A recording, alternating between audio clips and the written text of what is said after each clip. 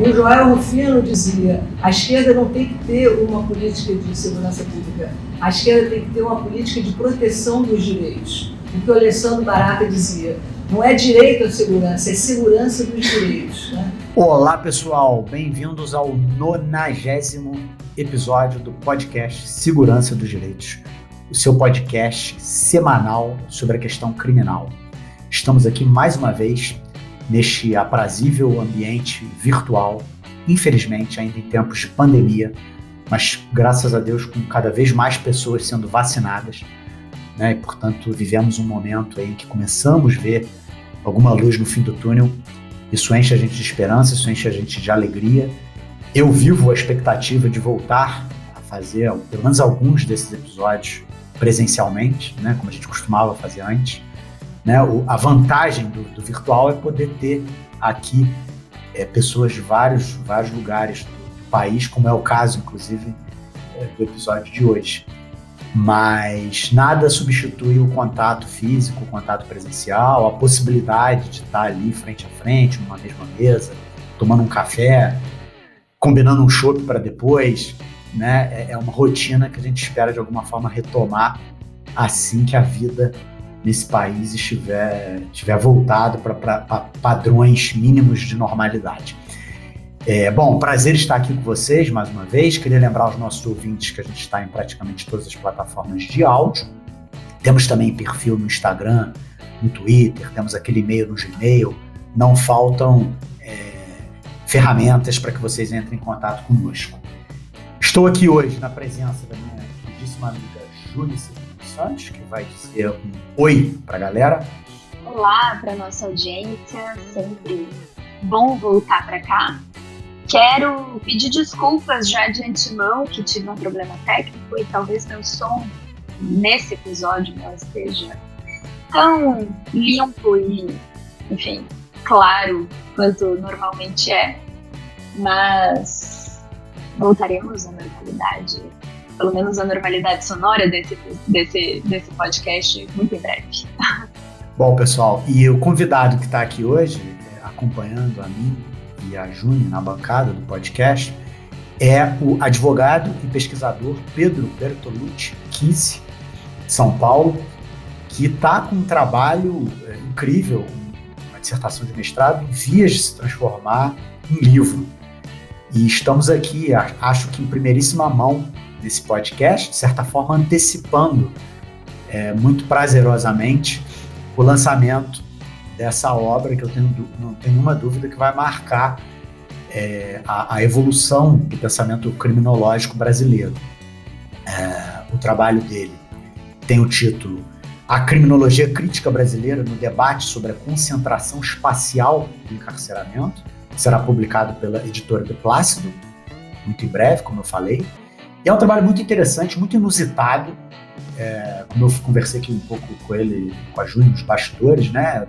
De fato, eu pedi a ele que seja bem didático no episódio, ao discorrer o tema, porque ele trabalha com conceitos um tanto quanto inéditos, um tanto quanto pouco visitados pela criminologia crítica brasileira. Portanto, eu acho que ele vai precisar fazer uma aproximação nossa ao tema, antes de qualquer coisa.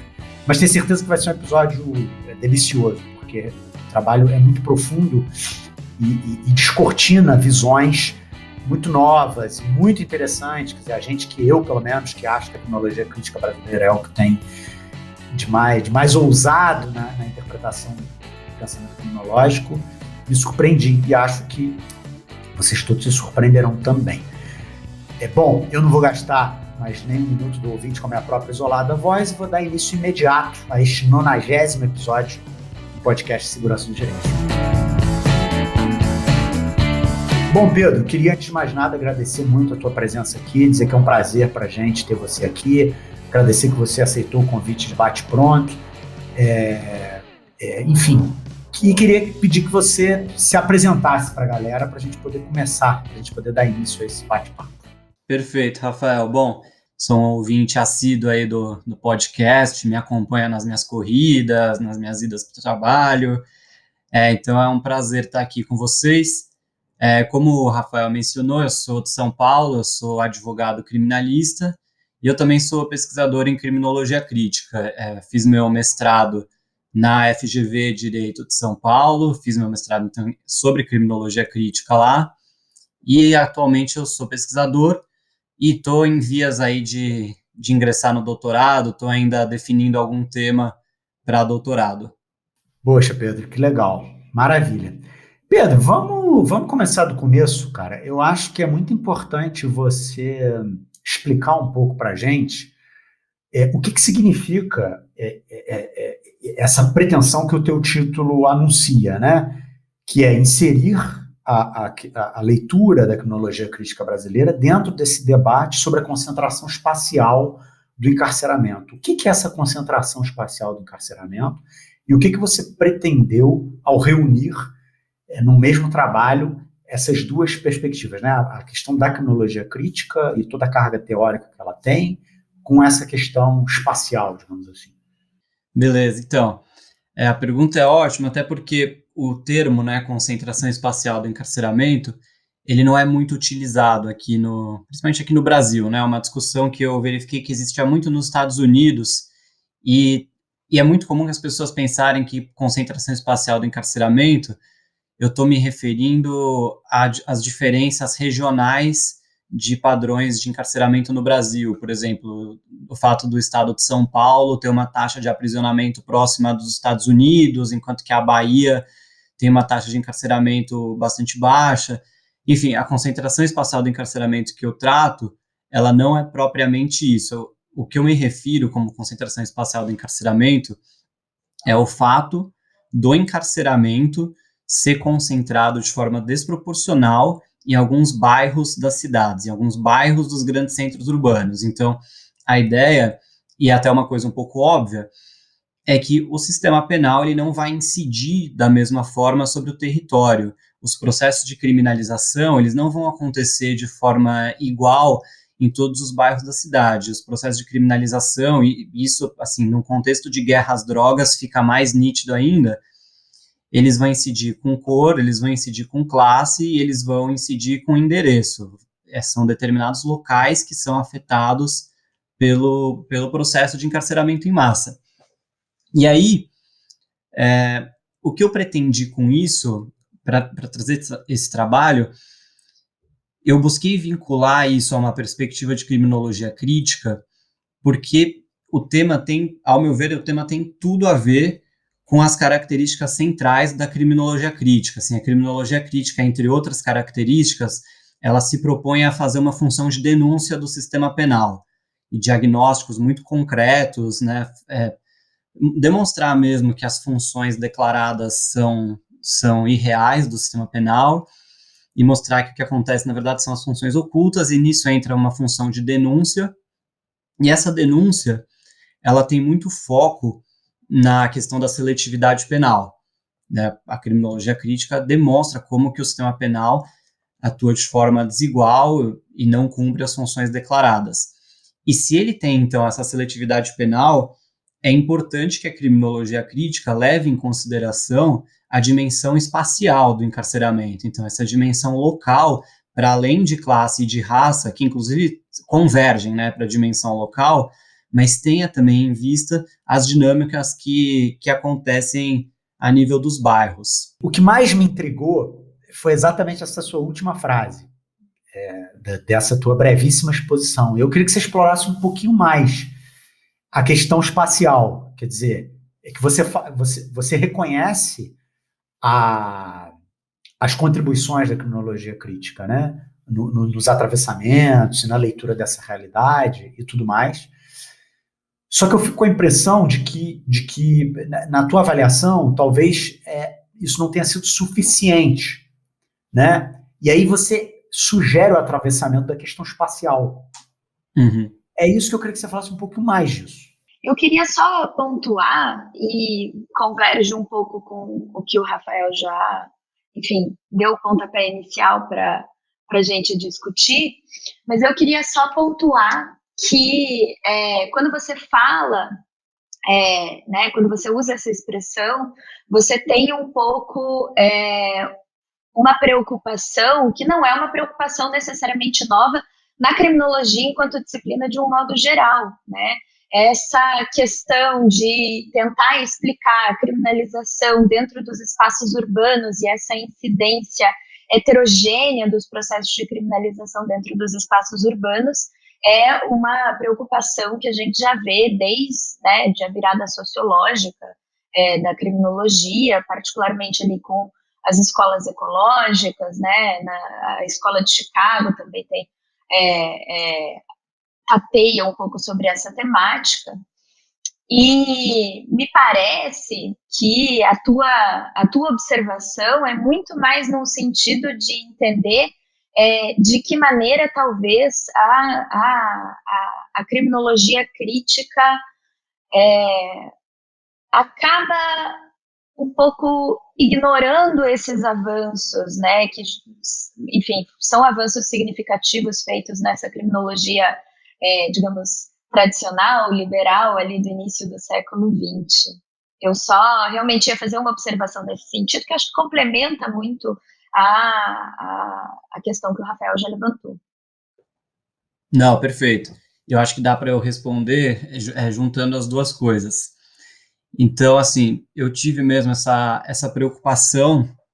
Eu não diria que a criminologia crítica ela ignora a dimensão espacial do encarceramento, porque como você mesmo mencionou, Júnior, são dinâmicas que já são trabalhadas há algum tempo, né? Mas eu acho que, de certa forma, é um pouco não diria ignorada, mas é um pouco negligenciada, é um pouco deixada de lado porque a ênfase acaba recaindo mesmo em outras variáveis, como raça e classe.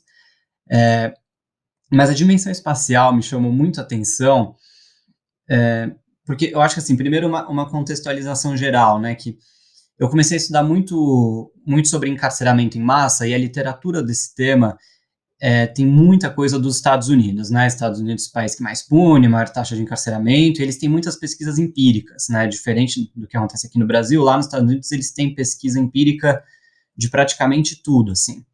E aí lá tem um campo de estudos que eles se referem de forma mais ampla, assim como consequências sociais, efeitos colaterais do encarceramento. Tem até o Mark Mauer, que é aquele diretor do The Sentencing Project, que é uma ONG que trabalha com reformas na justiça criminal lá dos Estados Unidos. Ele tem um livro que ele chama de Punições Invisíveis. Aí o Vacan discorda que são punições invisíveis, efeitos colaterais, vai falar que são efeitos constitutivos do encarceramento. Fato é que tem um campo se abrindo no sentido de que, com o encarceramento em massa, as dinâmicas de punição elas foram alteradas de forma que o encarceramento ele vai afetar muito além da pessoa condenada. Então, ele vai afetar os filhos que nascerão com o pai preso, ele vai afetar o mercado de trabalho e vai afetar, sobretudo, os familiares e os bairros dessas pessoas presas. Vão ser dinâmicas que o próprio bairro passa a ser suspeito, né? E aí, nos Estados Unidos, tem uma divisão teórica que é feita sobre esse debate, e aqui eu me inspirei nessa divisão teórica num doutorado de sociologia de Harvard, de uma socióloga que chama Jessica Symes. Ela fez o doutorado com o Bruce Western, que é um sociólogo da Universidade de Columbia, que trabalha bastante com a temática de encarceramento, numa perspectiva bem crítica. E ela faz uma divisão que daria para abordar esse tema em duas perspectivas. Ela chama uma perspectiva da desigualdade urbana e uma perspectiva do controle social. E eu traduzo essas perspectivas na minha dissertação.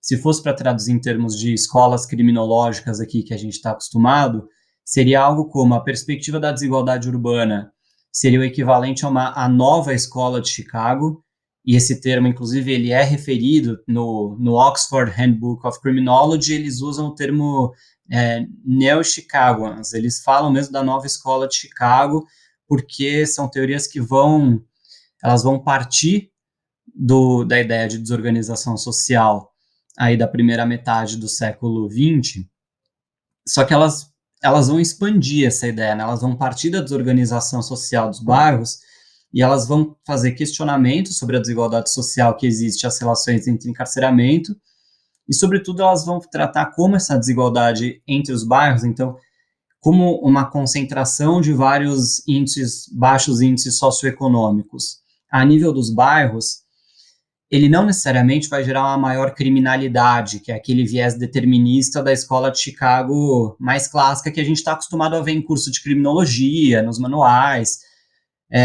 mas eles vão associar isso não necessariamente com mais criminalidade, mas com maior criminalização. Então, esses locais em que o encarceramento vai incidir de forma mais acentuada, eles não são necessariamente locais que têm mais crimes, mas eles com certeza são locais de maior criminalização, são locais em que a polícia vai se fazer de forma muito mais presente.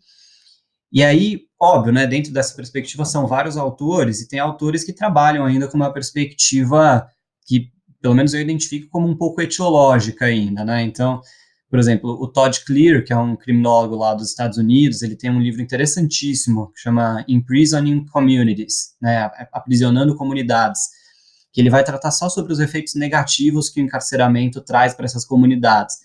Mas, no fundo, ele tem várias passagens que ele fala, assim, que o encarceramento aumenta a desorganização social, rompe mecanismos de controle social informal, consequentemente, gera maior criminalidade e maior criminalização, e isso acaba sendo uma espiral. Então, assim, ainda existe um quê de perspectiva etiológica nisso. Mas eu acho interessantíssimo esses novos estudos e acho que a criminologia crítica, de modo geral, e é natural mesmo, não vai ficar revisitando todas as teorias liberais, funcionalistas existentes, mas é muito interessante perceber que existe essa chamada nova escola de Chicago e que eles estão produzindo pesquisa. O Robert Sampson também é um sociólogo importante dessa perspectiva, e aí o interessante é que, como eles trabalham muito com essa dinâmica a nível de bairro, eles fazem umas pesquisas empíricas incríveis, assim, eles têm isso georreferenciado, mapeado, os bairros onde incide mais o encarceramento nas cidades dos Estados Unidos, eles têm isso de forma claríssima, assim. E aqui no Brasil, o que eu notei, pelo menos na minha pesquisa, é que essa perspectiva passou até então completamente despercebida. Mas o tema, e aí são duas entradas do tema, né? Então tem essa perspectiva da desigualdade urbana, que eu traduzo como Nova Escola de Chicago, mas o tema tem muita entrada na própria perspectiva do controle social, que é o que os autores que a gente associa aqui como criminologia crítica. Então, por exemplo, um autor que nem o Vacan foi muito difundido aqui no Brasil, né? E aí eu faço uma crítica aqui, na minha dissertação, no sentido de que teve uma incorporação parcial apenas das teses do Vacan, porque a tese do Vacan que foi incorporada aqui é sobretudo a tese da penalidade neoliberal, né? Ascensão do Estado penal, retração do Estado social. E eu não estou falando que eu não concordo com essa tese, ou que eu quero menos Vacan. Na verdade, o que eu falo é que a gente tinha que olhar mais para o Vacan, tinha que compreender tudo, porque, inclusive um parênteses aqui, fazem muita crítica, né, à tese da penalidade neoliberal do Vacan, falando que talvez não fosse aplicável no Brasil. Eu acho que é interessante, se for pensar na tese da penalidade neoliberal, olhar para os contextos regionais de Estado mesmo, porque talvez não faça sentido pensar na tese da penalidade neoliberal porque aconteceu no Brasil como um todo, mas se pensar no Estado de São Paulo, por exemplo, me parece que é um campo fértil para essa tese, né? O Estado de São Paulo aumentou o encarceramento, aumentou orçamentos das pastas relacionadas à segurança pública em nível muito maior do que os orçamentos das pastas sociais. Mas, enfim, o que eu trago do Vacan é que o Vacan é um autor que ele trabalha muito com a dimensão espacial dos processos de criminalização. E aí, ele inclusive ele traça uma divergência com o Garland. O Vacan, ele parou de usar o conceito de encarceramento em massa e ele formula um conceito de hiperencarceramento, falando que não é relacionado às massas, mas que ele é orientado por o que ele chama de uma tripla seletividade penal. E aí ele elenca em ordem de importância, né? Primeiro classe, depois raça e depois espaço. E aí, sem entrar no mérito aqui de qual é mais relevante que a outra, mas e aí, como o Vacan trabalha com essa dinâmica, ele vai fazer várias pesquisas sobre bairros estigmatizados, sobre a relação de continuidade e de imbricação entre os guetos e as prisões. entre o próprio Estado neoliberal e o abandono que é imposto aos moradores desses bairros estigmatizados. E aí, no mesmo sentido, o Alessandro De Giorgi também, nas 5 teses sobre encarceramento em massa do De Giorgi, ele vincula encarceramento e desigualdade social como coisas que caminham juntas, e aí ele trabalha bastante com o abandono neoliberal que é imposto aos egressos do sistema de justiça criminal. De Giorgi fez etnografia com ex-detentos da Califórnia, e aí ele até fala no artigo que ele trabalha isso, que o que ele esperava era um Estado neoliberal que colocasse diversos obstáculos às pessoas que saíram da prisão para elas se reinserir, mas na verdade o que ele encontrou foi um completo abandono. Então, assim, é aquela coisa que, no fundo, a gente já sabe, mas a pesquisa não está direcionada tanto nesse sentido, mas, no fundo, esses bairros atingidos pelo encarceramento, eles têm a presença muito forte de um Estado penal, de uma vigilância ostensiva, violência policial, mas o Estado penal, o Estado social não se faz presente nesses locais. E aí, para ser justo com a criminologia crítica, esse debate ele não passa totalmente despercebido. Então, quando tem os textos da criminologia crítica, principalmente os que falam de guerra às drogas, eles evidentemente vão vincular esse processo com as periferias, com as favelas, com as comunidades. Então, o próprio Zacconi, eu peguei um artigo dele da Discursos Sediciosos, no qual o Zacconi fala que os processos de criminalização de tráfico, eles seguem o que ele chama de um tripé preto, pobre e favela, que é semelhante ao que o Vacan trata na tripla seletividade penal dele. E enfim, são essas duas perspectivas de criminologia crítica, tanto criminologia crítica quanto Nova Escola de Chicago, elas são um campo muito rico para se fazer pesquisa sobre esse tema, e para a própria criminologia crítica conseguir incorporar esse tema aqui no Brasil. Ótimo, Pedro. A tua metodologia passou pela análise de todos os artigos que foram publicados pelos Discursos Sediciosos, né? Eu achei isso bastante interessante. Você leu a revista toda, todos os volumes para assim, chegar. Eu li todos os de criminologia, pelo menos, e no mínimo eu passei o olho em todos os artigos. E aí eu, contei com uma baita ajuda do IBCCRIM, usei muito a biblioteca do IBCCRIM, tive que comprar algumas edições que não tinham, mas enfim, para conseguir, porque meu problema era, eu quero falar sobre como a criminologia crítica brasileira se insere nesse debate. Mas quem é a criminologia crítica, né? Como eu vou ler todos os artigos que já foram publicados em criminologia crítica no Brasil? É impossível, eu não teria como fazer esse filtro. Então, o filtro que eu fiz acabou sendo a Discursos Sediciosos, pela própria importância da revista, né? Ela é uma revista que é impossível negar que ela foi importante para consolidar a criminologia crítica no Brasil. E por nela, assim, passaram tanto autores nacionais, né, o Nilo, a Vera, o Juarez Tavares também, e autores internacionais. O Vacan mesmo foi um dos que mais publicou na revista. Então, se mostrou... Vacan, Zaffaroni, Nils Christ. o De Giorgi, Nils Christ, exato. Barata. Sim. O que eu acho muito interessante dessa tua perspectiva, Pedro, é que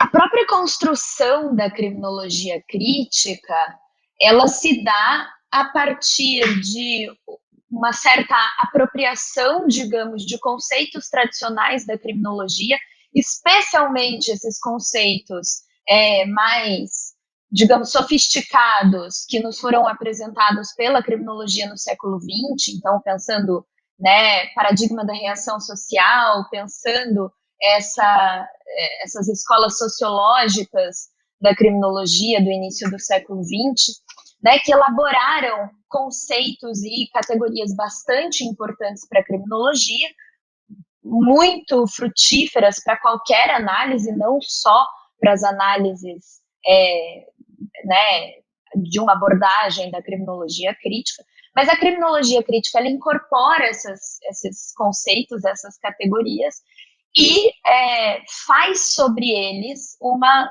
nova análise, né? Ela inverte, digamos, esse polo analítico possível dentro dessa criminologia liberal, e com isso ela acaba enriquecendo justamente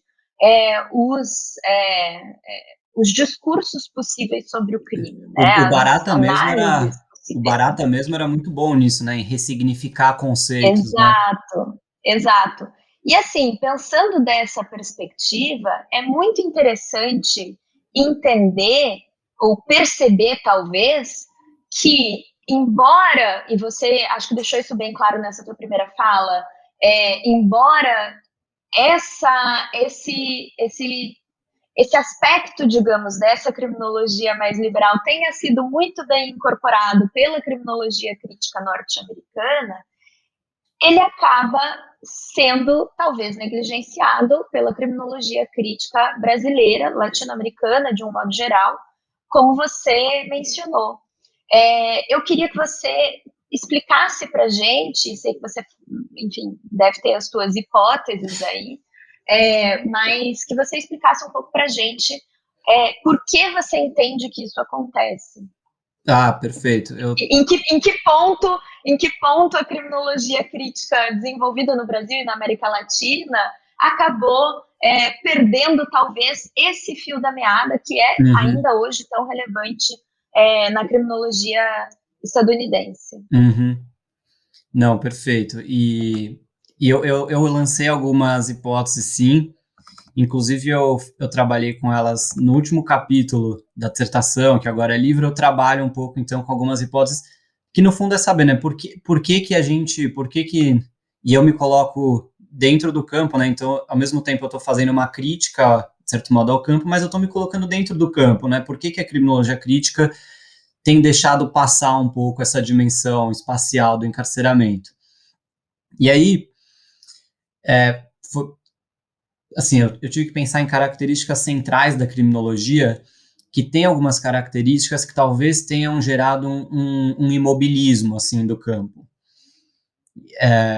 E aí, assim, são características que vão desde, então, da criminologia crítica mesmo até as condições de produção de pesquisa na América Latina, né? Como que é fazer pesquisa aqui no Brasil, com pouca verba, a nossa tradição criminológica, enfim, são vários fatores. Eu elenquei 5 na minha dissertação, então vou tentar passar brevemente por eles. O primeiro que eu trabalho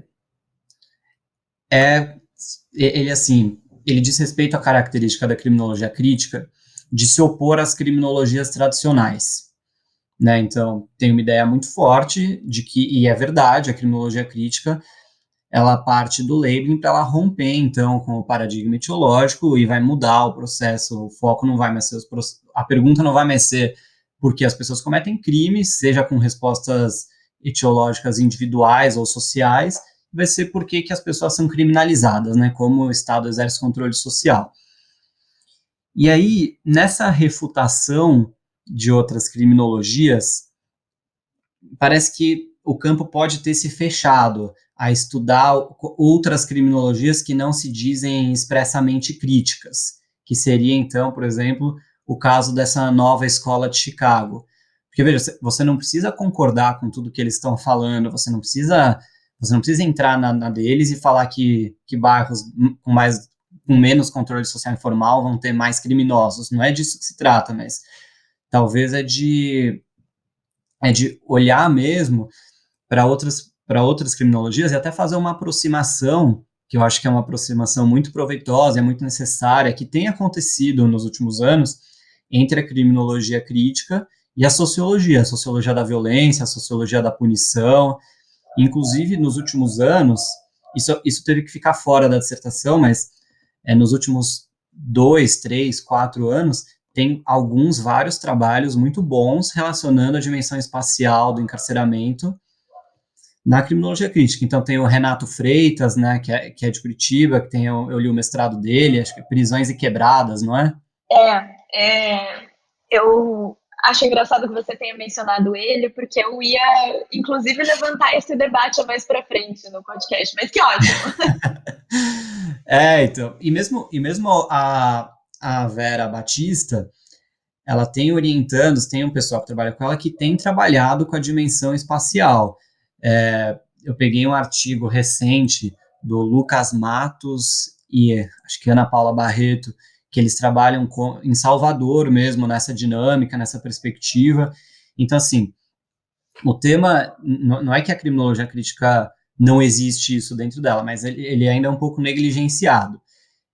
E aí eu acho que um pouco se deve a essa primeira característica, né, de oposição a qualquer criminologia que não se diga expressamente crítica. E aí tem uma criminóloga britânica que chama Pat Carlin, que ela faz até uma crítica, que ela diz que a criminologia ela não pode se evangelizar e só querer dialogar entre a própria criminologia crítica, ela tem que estar sempre aberta a outras perspectivas, até mesmo para fazer o que a Juni mencionou de ressignificar conceitos liberais, outros conceitos que ainda que não sejam dentro da criminologia crítica. Uma segunda característica que eu trabalho, uma segunda hipótese que eu trabalho, diz respeito já um pouco da tradição da própria criminologia crítica, que é o fato da nossa criminologia aqui na América Latina como um todo ter poucas pesquisas empíricas. E aí o Máximo Souza tem um livro muito bacana sobre isso, que foi traduzido inclusive pela Revan, está na coleção Pensamentos Criminológicos, que ele vai trabalhar um pouco com a nossa tradição de criminologia dentro do campo do direito e como a nossa criminologia crítica veio dentro do campo do direito e o direito tem uma tradição muito dogmática, né? As pesquisas em direito, existe muita pesquisa muito dogmática, o Souza fala que são pesquisas que tendem mais pro ensaio do que para a própria pesquisa, ele faz essa crítica, e aí nisso, não, assim, falta pesquisa empírica, e isso também é uma coisa que tem crescido nos últimos anos, né, na criminologia crítica, são pesquisas, porque assim, não tem como a criminologia crítica sair do lugar se ficar naquele mesmo imobilismo de ficar repetindo aquela história de que primeiro teve a escola clássica, depois teve a escola positiva, aí veio o labeling, teve um grande rompimento com tudo, e aí finalmente veio a criminologia crítica para nos mostrar a verdade. Ainda que isso tenha acontecido, se a gente quer avançar no campo, a pesquisa empírica ela é essencial para a gente compreender o que acontece no Brasil. Então, essa é um pouco uma segunda hipótese que não é só brasileira, ela é uma característica da criminologia crítica latino-americana mesmo, como um todo. E aí esse déficit empírico vai impactar nesse tema de forma especial, né, porque é um tema que ele exige a pesquisa empírica, ele exige que se saiba onde que o encarceramento atinge e como que ele atinge, né, ele acontece o quê? Ele acontece nas periferias, ele acontece também no centro pobre, e aí cada lugar vai ter suas dinâmicas próprias, né, São Paulo é diferente do Rio de Janeiro, que é diferente de Curitiba, então, assim, as pesquisas empíricas são muito relevantes, tanto que não dá para trabalhar, não dá para abraçar tudo que se diz nos Estados Unidos e tentar trazer para cá, porque mesmo as nossas periferias não são iguais às dos Estados Unidos, os guetos dos Estados Unidos não são iguais aos nossos bairros pobres, não tem como fazer esse paralelo tão nítido, então é necessário uma mediação com a nossa própria realidade. E aí, uma terceira hipótese que eu trago, até num tom um pouco provocativo, mas respaldado pelo Souza, pelo menos, é que talvez tenha acontecido algumas traduções que ele chama de apologéticas no campo. Então, são autores que publicam e que são autores sensacionais, mas que eles são traduzidos talvez de forma um pouco, não acrítica, mas sem fazer as mediações. Então, o Souza menciona que isso pode ter acontecido com o Barata, que o Barata causou, sim, influenciou muito a nossa criminologia, foi importantíssimo, deu aula aqui, escreveu, publicou, e aí causou um impacto assim, muito grande e segue sendo repetido. E aí eu penso que talvez com o Vacan, isso possa ter acontecido um pouco em relação, não para dizer que a tese dele de penalidade neoliberal não pode se adequar ao Brasil, como eu já mencionei, eu acho que é possível trabalhar com a tese da penalidade neoliberal aqui, principalmente a nível estadual. Mas eu acho que, assim, como teve essa tradução e essa incorporação muito forte da tese da penalidade neoliberal, outras temáticas trabalhadas acabaram ficando de fora. E aí, nisso se inclui a questão espacial que a gente já comentou.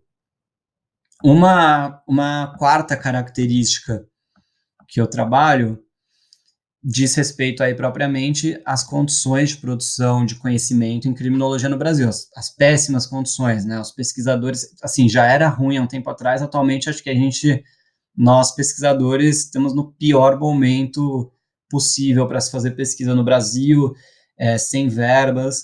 Então, realmente, não dá para comparar uma pesquisa feita nos Estados Unidos pela Universidade de Colômbia com financiamento da Open Society Foundation e um grupo de 15 professores, com uma pesquisa aqui que é feita em nível individual por um mestrando ou por um doutorando, que muitas vezes trabalha junto da pesquisa acadêmica. Assim, não tem como ser a mesma coisa. E aí, pior que isso, né? A criminologia crítica, tirando algumas universidades de ponta, mas mesmo nelas, ela ainda é negligenciada nos currículos das universidades. Assim, às vezes os currículos das universidades não têm nem criminologia. Então, por exemplo, eu fiz faculdade na PUC de São Paulo, que é uma boa faculdade privada daqui. E mesmo na PUC, eu tive criminologia, não criminologia crítica, eu tive criminologia como optativa no último ano. Então, assim, criminologia crítica, então, fica uma coisa para o mestrado, para quem realmente vai correr por fora para estudar isso. É uma disciplina completamente marginalizada nos currículos das faculdades de Direito, ainda que algumas universidades façam esforços, e grandes esforços, e consigam abalar algumas estruturas, mas decorre muito mais da vontade de professores e pesquisadores que se reúnem do que das universidades em si, de terem um programa criminológico, emancipatório, que vise avançar as pesquisas. E, por último, essa é uma hipótese que eu lanço assim, mas eu lanço ela quase que como um chamado a novas reflexões, porque o que eu trabalho eu trabalho com a hipótese de que a gente não olhou para a nova escola de Chicago, e a gente perdeu isso, porque no Brasil a gente sequer passou pela fase da criminologia etiológica sociológica. Então, assim, porque no Brasil e na América Latina como um todo, mas no Brasil a gente teve um predomínio de criminologia positivista, né, uma criminologia positivista que legitimava o nosso racismo,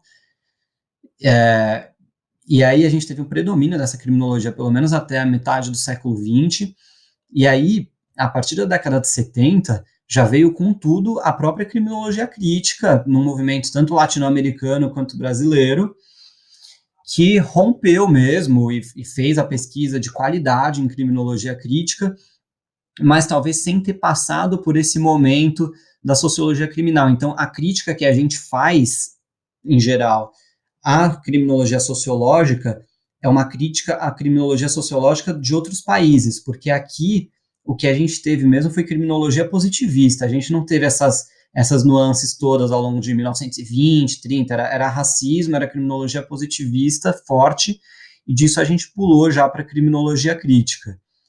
Então, assim, acho que esses conjuntos de circunstâncias, de características, eles acabam convergindo um pouco para pelo menos explicar o porquê de ter ficado negligenciado essa dimensão espacial, que exige pesquisa empírica, que exige um diálogo aí bastante amplo com a sociologia, com outros países. Acho que é um pouco por aí. É porque a impressão que eu tenho também, Pedro, é que a questão da criminologia crítica aqui no Brasil, né, que, digamos, respondeu e se relacionou muito com o influxo latino-americano, né, vindo ali da Venezuela, muito também da Argentina, enfim, de outros países próximos, mas ela também respondeu a uma demanda de natureza política, né? Não à toa, os grandes criminólogos críticos latino-americanos têm uma relação com a política institucional muito forte, né? Então, se a gente pensa no Zaffaroni, se a gente pensa no Nilo, Batista, se a gente pensa na Lola, Nias de Castro, você vai ver que é todo mundo muito atravessado pela política institucional. A impressão que eu sempre tive, isso eu falo, é só uma impressão mesmo, eu não tenho nenhuma base empírica para dizê-lo, mas o que me parece é que esse pulo que você fala, né, esse salto, tem muito a ver com a emergência dessa demanda, quer dizer, um continente todo colocado ali no capitalismo periférico, né, com todas as consequências disso. Num contexto de ditadura, né, o continente em ditadura. Bem lembrado, num contexto de ditadura. E aí você tem intelectuais, você tem pessoas, né, que enfim, que bebem nessas fontes da criminologia norte-americana, que tem contato com barata, que bebe nas fontes de uma criminologia mais crítica europeia, enfim, e que pensam, pô, a gente tem que desenvolver um pensamento que dê conta de explicar a nossa realidade, mas não apenas como uma demanda acadêmica, né? Apesar de todos esses aqui que eu mencionei serem acadêmicos de ponta, mas como uma demanda de natureza política, né? Para promover soluções para os problemas do nosso povo, para limitar, na medida em que isso for possível, essa expansão desmesurada do Estado de polícia, que tanto sofrimento, né, traz para a gente. E a impressão que eu tenho é que uma criminologia de base marxista, dialética, ela te oferece soluções, ela te oferece explicações, ela te coloca numa trincheira de luta política muito sólida, né? E aí entra um pouco aquilo que você fala, talvez os Estados Unidos vivessem ali tempos mais tranquilos, né? E com políticas de financiamento, enfim, etc, né? Se você pensar, né, uma coisa que a gente não pensa, né, que a gente fala de forma tão fácil que a gente não realiza, né? É a Escola de Chicago, né? Por quê? Porque é um núcleo ali de financiamento ligado a uma universidade. Quer dizer, aqui você tem dificuldade de falar a escola da UERJ. Porra, a UERJ tem 2 dos maiores criminólogos críticos da América Latina, sem dúvida nenhuma, o Nilo e a Vera. E você não fala da escola da UERJ, né? E tá lá o Nilo e a Vera estimulando pesquisas, né? A própria Júnia fruto direto, né? Dessa influência, enfim, orientando do Nilo. Então, mas é outra realidade, né? É outra estrutura, é outra... Era então, outra urgência até, né? A gente estava outro contexto, era ditadura, era repressão, e aí a criminologia crítica, ela tem muito essa vinculação, né? E tem que ter mesmo uma vontade de transformação social, né? Uma criminologia é um saber que está vinculado à transformação social, a um projeto de transformação. É isso. Você falava aqui, me lembrava muito, o Nilo tem um artigo chamado Sobre o Fio da Navalha. É um artigo, na verdade, que era uma exposição que ele fez, ele transformou num artigo, que ele fala um pouco dessas experiências dos criminólogos críticos latino-americanos que tiveram posição de destaque dentro da política institucional latino-americana, né? Legal. E é um artigo muito interessante, assim, se algum ouvinte até se interessar, me pede que eu mando. Mas é isso, né? Esse atravessamento, né, pela urgência do continente, ele marca muito, ele condiciona muito essa produção acadêmica, né? Que é uma produção de ponta, uma produção sofisticadíssima, uma produção interessantíssima. Não, e a gente tem uma vantagem, eu tenho quase certeza que foi em alguma fala do Dieter que eu ouvi isso, que a gente tem uma vantagem muito grande aqui na América Latina, porque na América Latina a gente lê os nossos e a gente lê os europeus e os estadunidenses. Então, o arsenal teórico que a gente consegue ter é uma vantagem comparativa mesmo, acadêmica, teórica, porque o cara da Europa, em geral, tudo bem, talvez ele leia Zaffaroni, mas ele não vai ficar lendo criminologia latino-americana, brasileira. Agora, o que a gente tem contato de produção teórica é uma infinidade. Não, sem falar que a América Latina é um laboratório de estado de polícia por excelência, né? A gente também está vendo as coisas. Outro dia teve uma chacina no Jacarezinho, né? Então, assim... Eu quero, na verdade, dar uma tensionada aqui, porque eu acho que essa tua última hipótese é a melhor de todas, eu acho que é a mais consistente para explicar um pouco essa negligência da criminologia crítica com relação a esses, né, aspectos dessa criminologia mais direcionada para os espaços urbanos. E eu concordo em absoluto com vocês em relação a essa urgência política que existiu na América Latina para, né, a criação e não só a importação, mas realmente criação, no sentido de ser algo muito original, muito né, não apologeticamente latino-americana, de uma criminologia crítica enfim, com uma perspectiva mais radical, né, uma base materialista dialética, enfim. Mas eu acho que tem um outro aspecto que me parece talvez um aspecto até dessa mesma consideração, que é o seguinte: da mesma forma que a gente, historicamente, se viu na necessidade de criação de uma criminologia crítica, de uma criminologia que fosse realmente muito mais radical no sentido do rompimento dessas relações sociais desiguais que se davam na América Latina, etc., a partir da década de 70, me parece que a gente não se encontrava no mesmo estágio de necessidade de uma pesquisa criminológica voltada, né, para esses espaços urbanos, da mesma forma que os Estados Unidos se encontrou no início do século XX. Porque se a gente pensa em começo do século XX, a gente está debatendo um contexto de expansão brutal do capitalismo norte-americano, certo? De grande expansão dos centros urbanos, de criação desses guetos que existem até hoje, de demanda, de uma enorme demanda por mão de obra nos grandes centros urbanos. Não à toa, Nova York passa assim, de coisa de 300 mil habitantes a 7 milhões de habitantes num período de, assim, sei lá, 3 décadas. É uma coisa absolutamente ensandecida, né? E toda essa demanda por mão de obra para construir a infraestrutura desses centros urbanos e, no entanto, um Estado que não tinha capacidade de responder a todas essas pessoas que estavam chegando nesses centros e que acabavam, né, se aglutinando nas periferias desses centros urbanos, etc. Então, essa configuração geográfica dos Estados Unidos no começo da no começo do século XX, é algo que favorece, me parece, a orientação das pesquisas criminológicas nesse sentido. Né? Poxa, a gente tem centros urbanos crescendo desenfreadamente, causando maior desigualdade social, causando maior desordem urbana, né? Sendo a raiz dessa desordem urbana, e precisamos dar conta disso enquanto criminólogos. Enquanto que no Brasil, me parece, essa expansão dos centros urbanos não foi tão grave quanto foi nos Estados Unidos. Não à toa a gente está, né, pensando num Brasil ainda bastante rural no começo do século XX.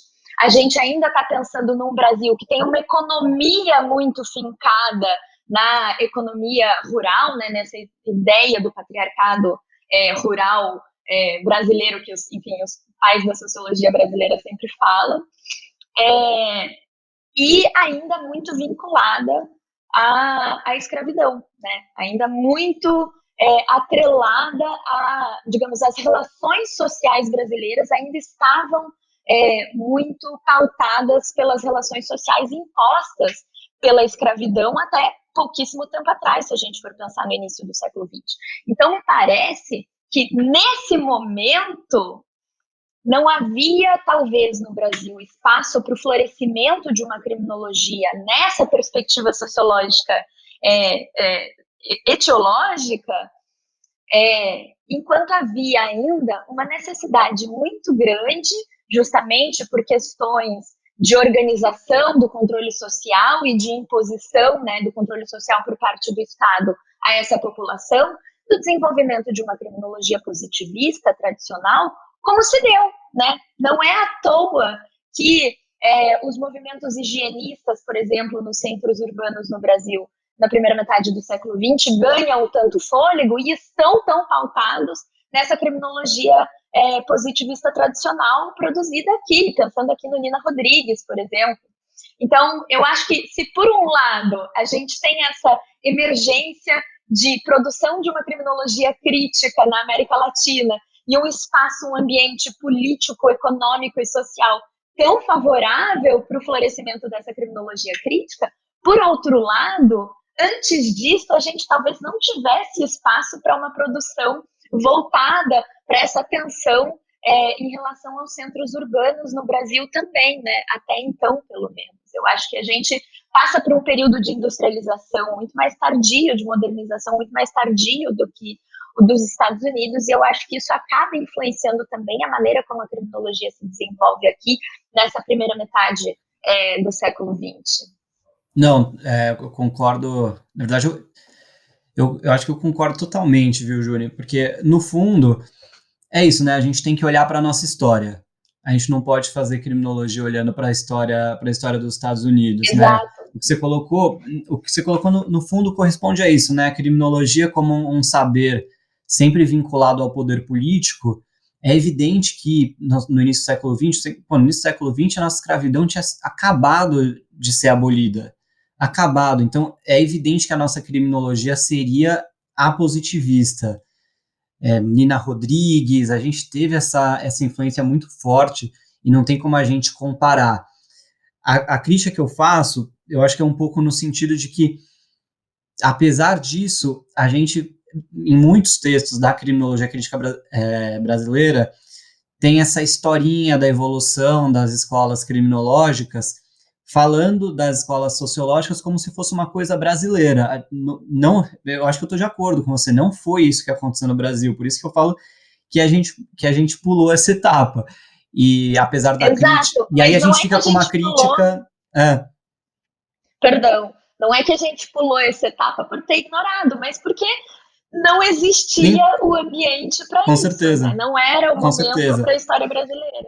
O que não... E aqui, eu até comentei isso antes do episódio com o Rafael, o que não retira a necessidade da gente olhar para esse aspecto da criminologia hoje, pelas lentes da criminologia crítica, que eu acho que é o central do teu trabalho. Até porque o que eu queria acrescentar aí sobre isso, acho que o timing foi super oportuno, porque, assim, se a criminologia crítica não olhar, tem gente que está olhando. Então, assim, recentemente foram feitas pesquisas sobre isso, a GV fez uma pesquisa sobre isso no Rio de Janeiro, em 2015, agora, recentemente, em 2019, eu estava na metade da dissertação, surgiu uma baita pesquisa do Instituto Sou da Paz com a Defensoria Pública, tive que correr para inserir, mas, assim, já estão mapeando, e, inclusive, tem institutos, tem um instituto que, não sei se eu menciono o nome ou não, mas tem um instituto que já está fazendo um projeto com verba, com autofinanciamento, para mapear esses bairros, para ter mais policiamento neles. Então, assim, é importante... Ou seja, não entenderam nada. Então, assim, é importante a criminologia crítica se apropriar desse debate também, não só para termos acadêmicos, mas até para fins políticos mesmo, porque esses estudos, eles já estão na mesa, já está dado. Quando você começou a tua fala, né, bem no início você falava que você explicava para a gente a questão espacial, né, enfim, atendendo lá a minha demanda inicial, eu pensava exatamente nisso, falei, cara, esses putos vão usar pesquisa empírica em território para justificar, né, muitas aspas, a intensificação do patrulhamento, porque é isso que a polícia sabe fazer. Tem né? Gente querendo, tem até projeto, esse projeto que eu vi, ele se baseia um pouco naqueles projetos que agora tá na moda, né, Big Data, trabalhar com algoritmo, só que, meu Deus, assim, você trabalhando com isso, você vai produzir e reproduzir desigualdade. E criminalização. E criminalização, você vai fazer uma espiral de reforço da desigualdade desses locais, e assim, tá acontecendo, talvez não aconteça com tanta firmeza e frequência quanto nos Estados Unidos, que já esse debate de Big Data, de policiamento de espaços já está mais avançado, por várias razões da nossa posição periférica aqui, mas assim, esse debate ele já está dado, não tem como a gente fechar os olhos e fingir que isso não está acontecendo. Eu tenho um pouco de militância na UAB e aí, enfim, estou na presidência da Comissão de Segurança Pública, mas já fui presidente de Comissão de Direitos Humanos numa cidade do interior do Rio, E uma coisa que eu sempre percebi, sempre que a gente ia para aquelas reuniões com um batalhão de polícia, se fosse polícia militar, fosse na polícia civil, secretaria de segurança, a solução da polícia inteligente era sempre isso, identificar a mancha criminal para poder intensificar a presença de policiais naquela localidade, né? Até uma vez que tinha um candidato a governador no estado do Rio, que eu não vou dizer o nome, mas que pretendia apresentar uma proposta de política criminal pela centro-esquerda, né, vamos dizer assim, e que ele veio, e aí a gente estava fazendo uma reunião, enfim, aí ele veio com a seguinte pérola: olha, um absurdo, você veja que no Leblon eu não vou saber dizer o número exato aqui, mas o inconformismo dele era mais ou menos pelo seguinte motivo: no Leblon você tem, sei lá, você tem um policial para cada 112 habitantes. E em Nova Iguaçu, você tem um policial para cada 12 mil habitantes. Né? E aí ele dizia que esse era o grande problema da segurança pública do estado do Rio de Janeiro, a concentração demográfica da polícia, que ela está muito mais presente no Leblon do que ela está presente em Nova Iguaçu, que é um negócio tão tosco, tão raso, tão... Então, Aí eu até saí da reunião, porque eu falei, olha, eu não sei da onde, eu não sei como a gente começa a conversar, porque se a tua premissa é essa, acabou, eu não vou te ajudar, não tem como te ajudar. Então, e é uma visão que consegue ser mais atrasada, mais reacionária do que a própria visão, por exemplo, esse instituto brasileiro, depois eu digo o nome fora do ar, mas esse instituto aqui que está querendo fazer essa forma de policiamento inteligente, entre aspas, aqui, ele consegue ser mais reacionário que as pesquisas dos Estados Unidos dessa nova escola de Chicago, porque lá nos Estados Unidos as pesquisas empíricas, tem uma inclusive interessantíssima que chama $1 Million Blocks, que a ideia é quarteirões de $1 milhão, que eles mostram como que o Estado gasta literalmente mais de $1 milhão por ano para prender moradores de poucos bairros, e aí a proposta deles é uma proposta reformista, enfim, mas eles falam que esse dinheiro tinha que ser investido em políticas públicas, em serviços sociais, etc. Mas eles não falam que tinha que ter mais policiamento lá, mesmo nessa perspectiva mais funcionalista, a solução proposta não é mais policiamento, diferente do que está aqui no Brasil. É isso, perfeito. Pedro, a gente está nos finalmente aqui do episódio, mas eu não queria deixar você ir embora sem que você respondesse uma pergunta assim que eu talvez, se você não quiser responder, não responda, porque talvez não tenha muito sentido a pergunta. Você fica bem à vontade. Mas eu queria que você usasse assim, esses minutinhos finais um pouco para explicar um pouco para a gente, assim, de um ponto de vista mais concreto, mais objetivo. Quer dizer, você propõe uma análise da questão criminal que tem esse atravessamento espacial, né? E, digamos, que conclusões você consegue apontar a partir disso, olhando para a realidade brasileira? Quer dizer, aonde que a gente chega com esse atravessamento, né? Quer dizer, você carrega toda a bagagem que você já tem da leitura da criminologia crítica, né? Mas você propõe esse atravessamento radical da questão espacial. E aí, onde que a gente chega com isso? Olhando para a realidade brasileira, ou pelo menos aqui para o Sudeste, enfim. Que você Deixa eu complementar isso, porque eu acho que, e aqui vou voltar, enfim, retomar aquele ponto que eu comentei que o Pedro falou e que eu tinha vontade de trazer para o debate. Eu sei que existem, né, pesquisas que estão sendo realizadas de uma perspectiva da criminologia crítica, olhando, né, atentamente para essa questão dos espaços urbanos, a exemplo da pesquisa do Renato Freitas de Curitiba, que é espetacular, assim, é absolutamente inédita, a pesquisa da Ana e do Lucas também, que foi feita aqui na UERJ, que é muito boa. Eu acho que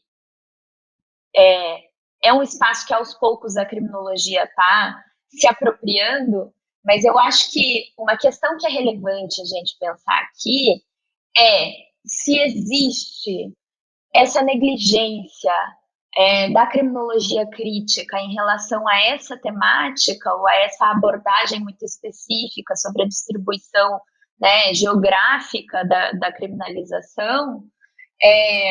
Existem também outras temáticas que são bastante negligenciadas e que talvez tenham essa negligência talvez tenha a mesma origem que tem essa, né, que você expôs aqui, dos espaços urbanos, né, de uma criminologia, talvez de uma falta de tradição criminológica liberal no Brasil e que talvez esteja hoje limitando as possibilidades de análise da criminologia crítica, porque a gente não está atento a essas questões. Eu queria que você comentasse um pouco isso também, no sentido de repente, apontar, né, outros caminhos que a criminologia crítica pode estar, talvez, enfim, com as costas viradas para esses caminhos, não por uma indiferença, por desprezo, mas realmente porque não faz parte da nossa tradição criminológica, né? Beleza. E deveria fazer, esse que é o ponto, deveria fazer. Bom, vou começar pela da Juni, mas eu acho as duas perguntas, eu acho que elas são tanto boas quanto difíceis de responder mesmo, porque elas exigem respostas bem complexas. Eu acho que esse, entre aspas, né, um déficit da criminologia em relação a alguns campos, eu concordo que ele atinge outras áreas, por exemplo, pesquisas que tentam trazer um foco na dimensão racial da criminalização, ou pesquisas, já vi também pesquisas que tentam tratar muito sobre o papel da mulher nos processos de criminalização, uma criminologia feminista também, elas fazem algumas considerações semelhantes sobre a criminologia crítica, não prestar atenção em outras áreas e tal, às vezes, até tem críticas de que a criminologia estaria um pouco presa a narrativas amplas, né? O Garland faz essa crítica também, o Souza faz, que eles chamam de uma ambição à grande narrativa, né? Então a gente estaria de certo modo num ponto cego em relação a contextos específicos e locais, com muito foco em contextos macro, em grandes narrativas, a tese da penalidade neoliberal, e aí nesse sentido seriam necessárias pesquisas empíricas mesmo. E eu acho que o caminho da pesquisa empírica, claro, a pesquisa empírica por si só, ela não adianta de nada, mas uma pesquisa empírica teoricamente informada pela criminologia crítica, ela tem um potencial analítico muito rico. E aí, assim, já juntando com a resposta da pergunta do Rafael, eu acho que essas pesquisas, elas podem ser um primeiro passo para a ação, né? Então, você tem que fazer o diagnóstico correto para pensar na proposta de ação correta. Mas eu vejo, claro, existem propostas de reforma, né?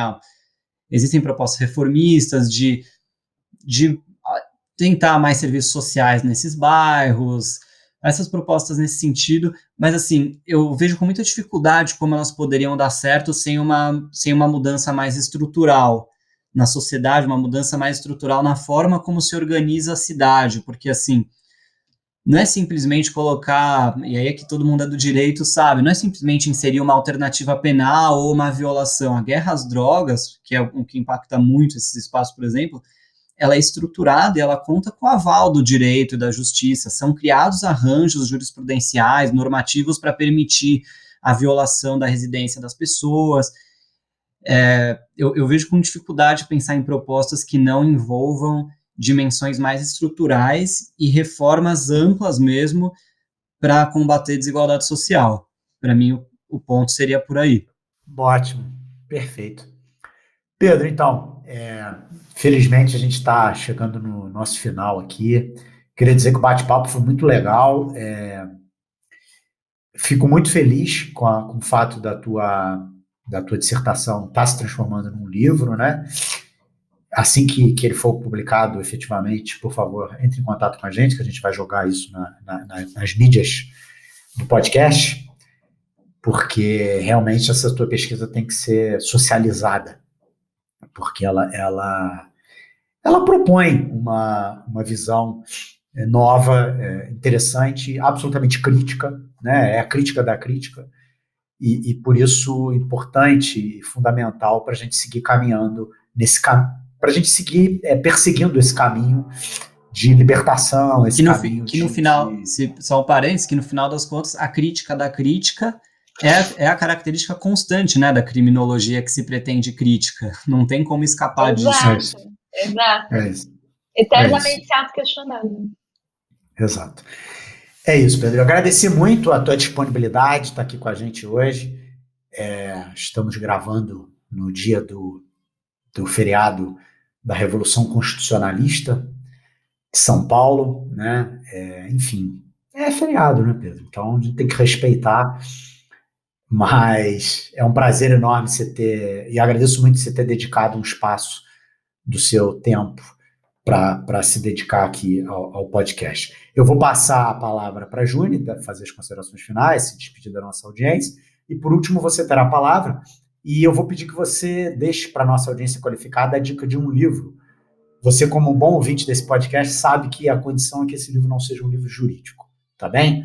Muito obrigado, Pedro. Júnior, está com você.